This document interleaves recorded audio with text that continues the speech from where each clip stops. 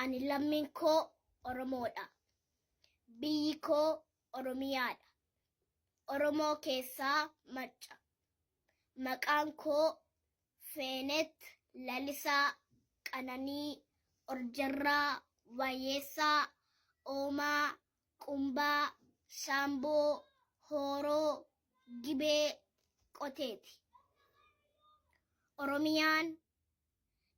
Oromiyaan biyya. Dacheen Oromiyaa bal'inni ishee square kiiloomeetira 600. Dacheen Oromiyaa kaabaan uummata Agaawoo, Amaaraa fi Tigreedhaan daangeffamti. Kibbaan Keeniyaa, Soomaaliyaa fi uummata Kibbaatiin daangeffamti. Bahaan Affaarii fi Somaaleen daangeffamti. Dhihaan Beneshaangul Gumuz, Gambeellaa fi Sudaaniin daangeffamti. Damee hortee ilmaan Oromoo. Oromoon ilmaan lama dhale. Booranaa fi Baarentuu. Booranni ilmaan 12 dhale.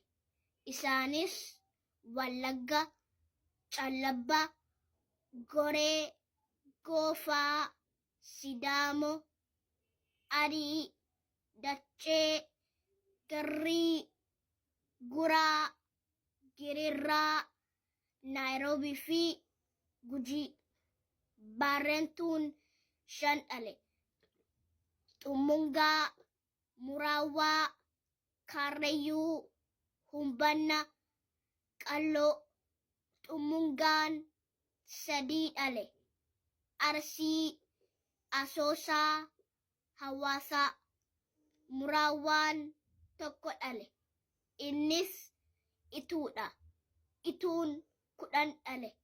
Isaanis Waatee, Gaamoo, Baay'ee, Galaan, Addaayyoo, Baabboo, Waaree, Algaa, Gaadullaa, Elolloo.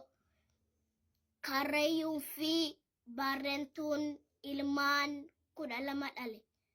Dullacha, Abbichuu, Gombichuu, Sayyuu, Oboo, Oborii, Jillee, Bullaallaa, Mucee, Galaan, Salaalee fi Walloo.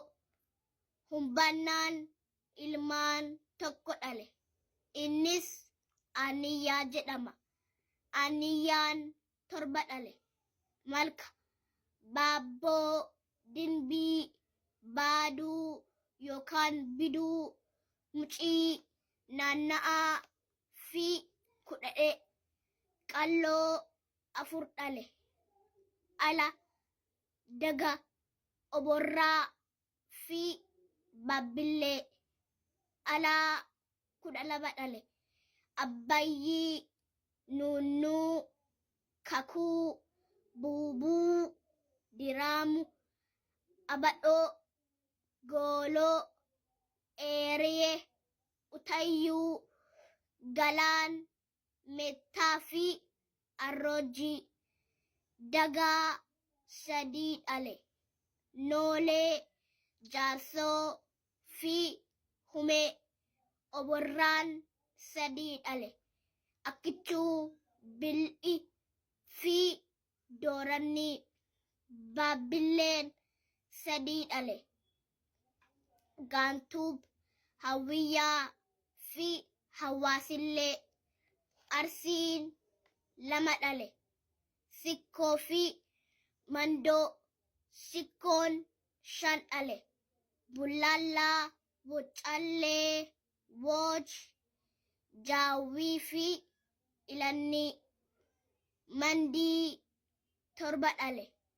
Raayituu, Hawaaxxuu, Karrarraa, Karrayyuu, Meettaa, Arroojii fi Garjedhaa. Akkichuu fi Oborraan ilmaan 2 dhale. Dhayii fi Bilidaa. Dhayii 3 dhale.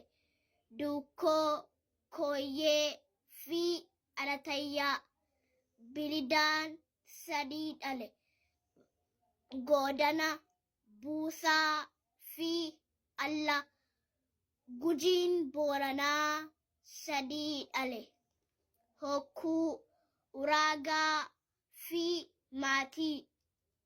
Maatiin fi hokkuun torba dhale. Galalcha, oborraa, michillee, heeraa, bundhitu, kinnoo fi ballaa. Uraagaan ja'a dhale. Gooloo, haalla'oo, aggaantuu, daraartuu, sharbortuu fi waajituu. Maatiin sadii dhale. Hirqaantuu, linsoolee fi hundee. Amma immoo hidda dhufaatii dhala namaa Oromoo irraa kaasee hanga uumaatti yookaan waaqaatti isinii tarreessa. Oromoon kan xabbooti. Xabboon kan waaqooti. Waaqoon kan daadhiiti. Daadhiin kan uddeeti. Uddeen kan biddeeti. Biddeen kan walaabooti. Walaaboon kan dillichaati. Dillichaan kan daawwariiti. Daawwariin kan oofaati.